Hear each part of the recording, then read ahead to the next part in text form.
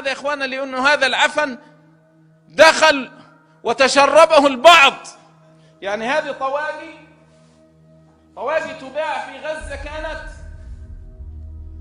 لأنه لزوم الشغل لازم ملابس. يا حسين، هذه طواقي تباع يا حسين يا إخواننا، هي ملزق عليها لزقة هيك يا حسين. هذه طواقي تباع في غزة. كيف وصلت؟ ليش وصلت؟ وقت ايش وصلت؟ مين وصلت؟ بعرفش أنا، المهم وصلت.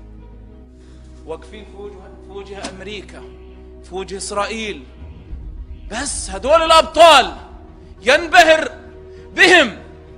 ايش المطلوب؟ المطلوب أسقط معاوية، أسقط معاوية، أسقط الصحابة وارفع هؤلاء الأنجاز. هذا المطلوب. معادلة الصحابة مين؟ معاوية. عقيدتهم تختلف يا اخواننا، اهدافهم تختلف، ديانتهم تختلف عنا.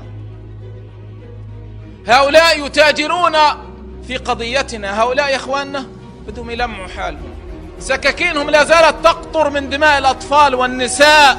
هؤلاء رمم وجيف، وبإذن الله حصب وحطب جهنم.